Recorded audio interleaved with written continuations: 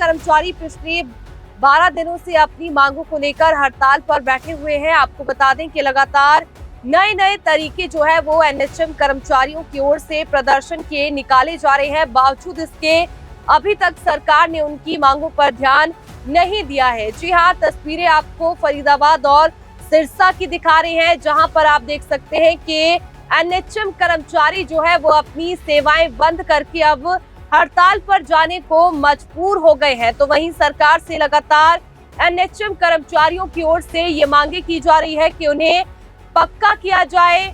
जो महिला कर्मी है वो भी हाथों में मेहंदी लगाकर सरकार तक ये संदेश पहुंचाने की कोशिश कर रही है कि उन्हें नियमित कर्मचारी का ओहदा मिले। आपको बता दें कि बावजूद इसके सरकार के किसी भी नुमाइंदे ने अभी तक एनएचएम कर्मचारियों से मुलाकात नहीं की है, जिसके चलते रोष जो है वो आए दिन कर्मचारियों में बढ़ता हुआ नजर आ रहा है। तो वहीं आपको बता दें कि एनएचएम कर्मचारियों ने अब आगामी विधानसभा चुनावों में भी सरकार को इसका खामियाजा भुगतने की चेतावनी दे डाली है और साफ तौर से सरकार को ये कहा है कि यदि उनकी मांगों पर ध्यान नहीं दिया जाता तो आने वाले विधानसभा चुनावों में सरकार को इसका खामियाजा भुगतना पड़ेगा। मेरा नाम जया है। जय जी, आप प्रदर्शन कर रहे हैं, क्या कुछ मांगे हैं और कब से प्रदर्शन जारी है? सर, आज हमारा प्रदर्शन जो 26 तारीख से चालू है और आज हमारे प्रदर्शन का 12वां दिन है और हम अपने सरकार से पक्का होने के लिए प्रदर्शन कर रहे हैं कि कोई पॉलिसी बनाई जाए जिसके तहत एनएचएम कर्मचारी जो 36 साल से लगे हुए हैं उनको भी परमानेंट किया जाए। आपके राज मेहंदी पे लगाई गई है, मेहंदी लगाई गई है कि तीज का त्यौहार है, मेहंदी लगाकर आप प्रदर्शन कर रहे हैं, क्या कुछ कोई आश्वासन मिला है किसी अधिकारी से, कुछ बातचीत हो पाई आपकी?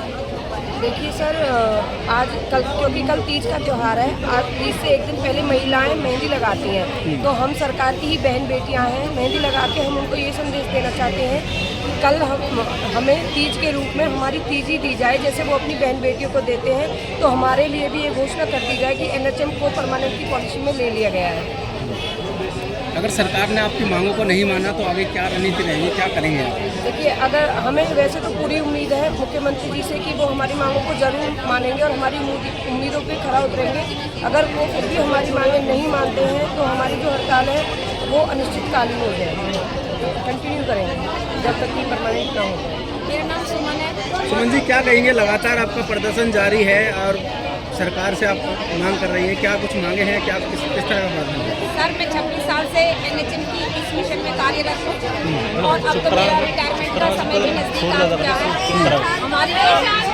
हमारी जो हड़ताल है वो 26 तारीख से शुरू हुई है और जब तक ये हमारी हड़ताल लागू चालू रहेगी, जब तक ये हमें परमानेंट नहीं करेंगे, हम अपने इस हड़ताल के माध्यम से अलग अलग दिन, अलग अलग प्रोग्राम से, अलग अलग कार्यक्रम से इनको जता रहे हैं कि जैसी बहन बेटियाँ इनकी अपनी वो हैं, हम भी इनके कर्मचारी हैं, हम भी इनकी बहन बेटियाँ हैं। ये तीज का त्यौहार है, आज हमारी सभी बहनों ने मेहंदी लगाई हुई है, तो ये शो करना चाहते हैं कि माँ और बाप के घर से तीज के दिन ओथली आती है, जिसको जाति भाषा में बोलते हैं। लेकिन हम ये सरकार को बताना चाहते हैं कि हम भी आपकी बहन बेटियां हैं, हम तीज के त्यौहार पे आपसे सिर्फ ये मांग रहे हैं कि हमें पक्का किया जाए और जब तक ये हमारी मांग नहीं पूरी होगी हम इस तरीके को छोड़ने वालों में से नहीं है। हमारी हड़ताल कंटिन्यू चलेगी, लगातार चलेगी, चाहे कुछ भी हमें करना पड़े, या हड़ताल का रूप बदलना पड़े या हड़ताल को कंटिन्यू करना पड़े या अपना रोष का जो रूप वो बदले। प्रदर्शन को लेकर आप केंद्रीय मंत्री कृष्णपाल गुर्जर, कैबिनेट मंत्री मूलचंद शर्मा से मिले थे, क्या कोई आश्वासन? उन्होंने हमें आश्वासन दिया था कि हमारी जो 5 तारीख को मीटिंग होगी हम आपकी ये मांगे उसमें उठाएंगे और पूछेंगे, सरकार को बताएंगे कि एनएचएम का एक कर्मचारी कच्चा है, इसको और आपसे कुछ नहीं मांग रहा, वो सिर्फ और सिर्फ आपसे रेगुलाइजेशन की मांग की उम्मीद में बैठा हुआ है और हम इसी लक्ष्य में आज ये मेहंदी लगाए हुए हैं। कल हम उनके दरवाजे पर फिर दोबारा जाएंगे और उनसे कहेंगे कि तीज के त्यौहार के लक्ष्य में आप हमें हमारी ये मांग को रेगुलाइजेशन की ये हमें दिलाई जाए और हम जब तक इसको कंटिन्यू रखेंगे जब तक हम परमानेंट नहीं। अगर सरकार ने मांगों को नहीं माना तो क्या रणनीति रहेगी, किस तरह? हमारी रणनीति ये रहेगी, हम दलित को तब तक नहीं छोड़ेंगे जब तक हम कंटिन्यू नहीं।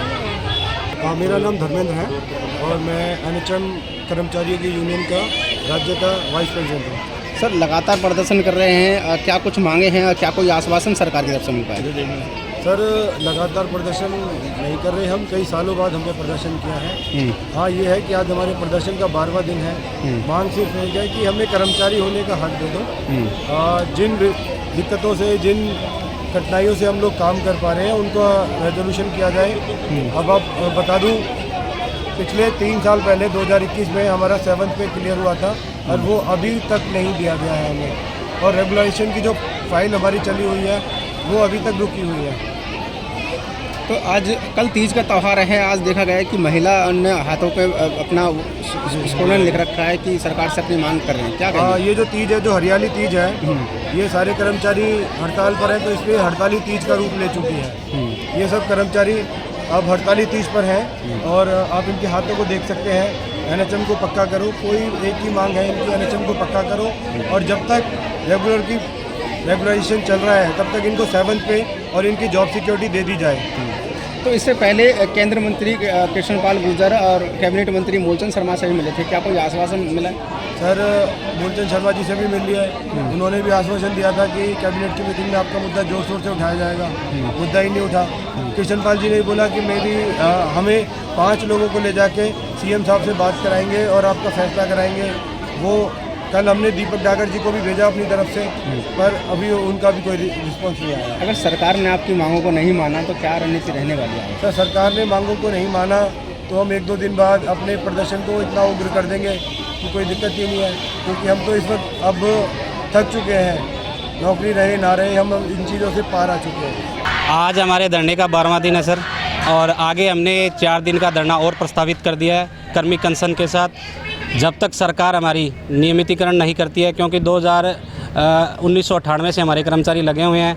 सरकार की काफ़ी हर सरकार में पॉलिसियाँ हैं, लेकिन एनएचएम कर्मचारियों को अभी शामिल नहीं किया गया। अब सरकार जो पॉलिसी लाने जा रही है उसमें सरकार शामिल करे, एनएचएम कर्मचारियों को पक्का करे, क्योंकि मणिपुर के अंदर यदि सरकार एनएचएम कर्मचारियों को पक्का कर सकती है। देखो 2011-12 में एक, और उसके बाद भी भारत सरकार की तरफ से एक पत्र आया था कर्मचारियों को भी। ये एक स्टेट मैटर है, स्टेट अपने फैसले खुद ले सकता है।